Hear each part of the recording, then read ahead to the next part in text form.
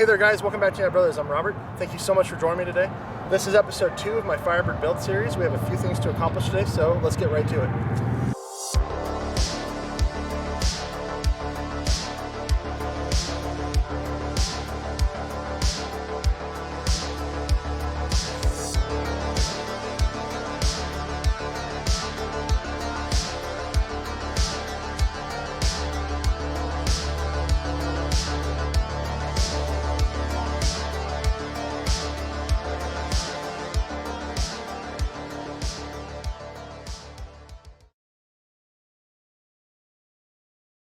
Alright, so just in case any of you are just tuning in and haven't seen the first episode of this series, I will make sure to leave a link to the playlist in the description below. So in this episode we have 3 things to accomplish. First of which happens to be the car's worn out transmission mount. I made sure to film the car's shifter while I was out cruising, and as you can clearly see, it is well past its prime. We will be changing the old one out for a new polyurethane one. But before we can do that, we must remove the old one from the transmission. So in order to swap out the mount, you must support the transmission with a jack. Make sure to place it just before the crossmember. That single bolt in the center is where the mount bolts up to the crossmember, so make sure to remove that first. Then we need to remove the 4 bolts from the crossmember.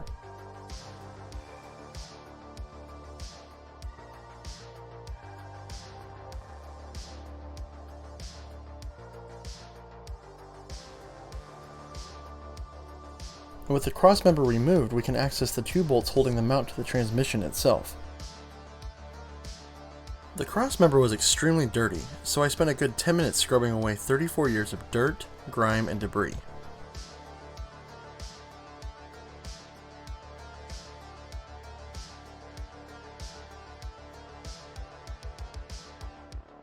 And man, this thing was filthy.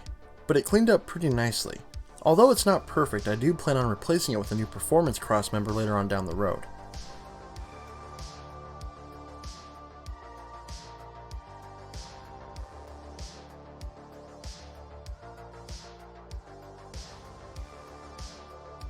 To be honest, the mount wasn't as far gone as I initially thought, but it was very worn and flimsy, so it was a good thing this was changed out.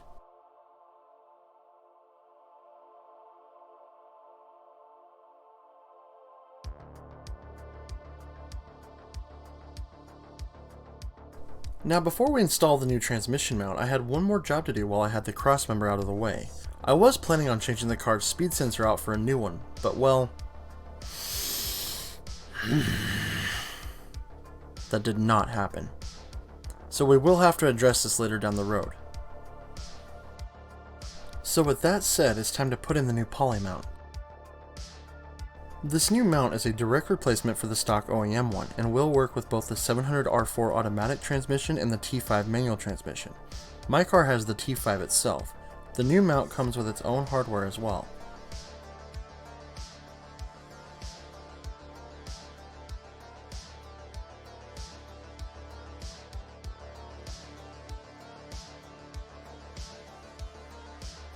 Now the bolt that connects the new mount to the crossmember was slightly wider than the stock one, so I did have to get out a file, but it did not require much to get it to fit. After that was done, I went ahead and put the new mount on the car. I first bolted it to the trans, and then I put the crossmember back on the vehicle.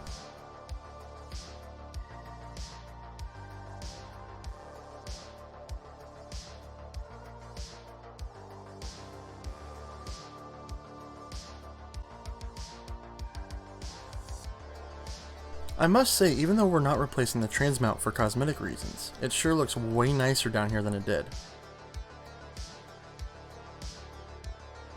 Shortly after the new mount was installed, I took the car for a drive, and the results speak for themselves. The transmission no longer shook the way it did before, and overall made shifting seem way more solid and precise.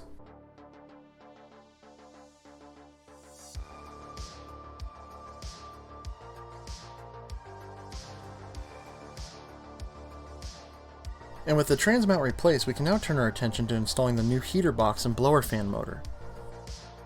My car was originally equipped with air conditioning, but it used the older RF12 for refrigerant. It wasn't working when I got the car, and since I mostly drive with the T-tops off in the summertime, I decided to delete my old air conditioning components from the vehicle when we did our motor swap. And since I don't plan on putting air conditioning back in the car, I got this. This is an AC Delete box I got off eBay. I'll make sure to leave a link for it in the description below.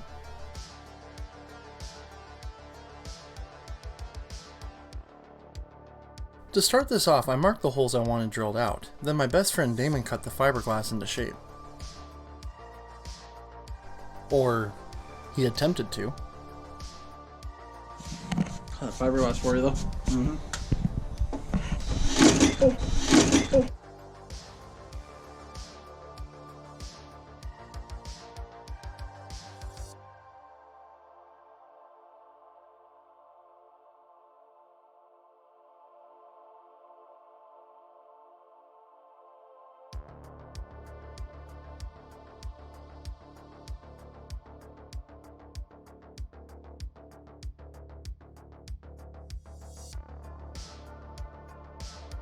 And with all our holes drilled, we can finish putting this thing together and install it on the car.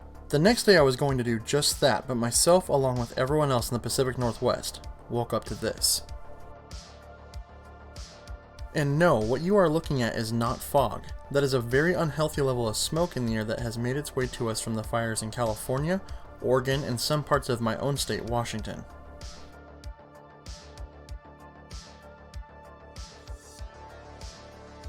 On the day these clips were taken, the air quality in Spokane, Washington was at 499, which is just below the upper extreme of the 500-point scale air agencies use to monitor air quality. Everyone was asked to remain indoors as much as possible. So this did postpone me working on my car for the next week.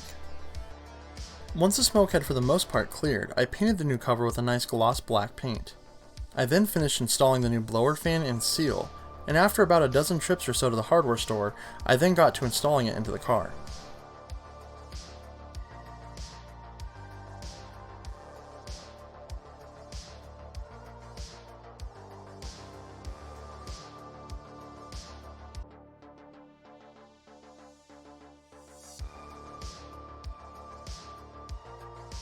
And I have to say, this thing looks awesome. I hopped in the car and turned on the air, which hadn't worked since the motor swap was done earlier this year. And I'm very pleased to inform you guys that everything is working exactly the way it should be.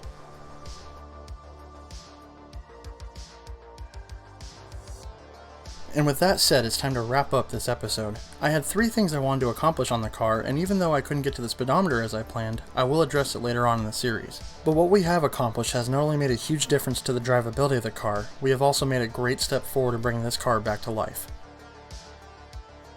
So as always guys, thank you so much for watching episode 2 of my Firebird build series. I do have a few things in episode 3 I would like to accomplish, which is mostly starting to address the Firebird suspension. But until then, my name's Robert, and I will see you guys again soon.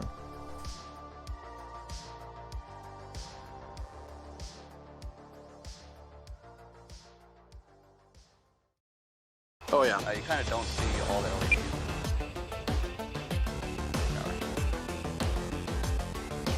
You barely see those people out there. I know.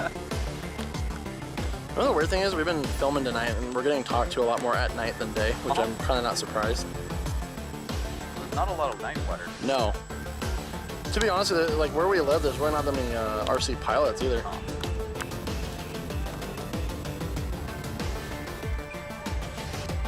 You gonna land? Okay. Let's see it. That's fine. High still. Oh yeah. That's awesome, dude. I love that thing.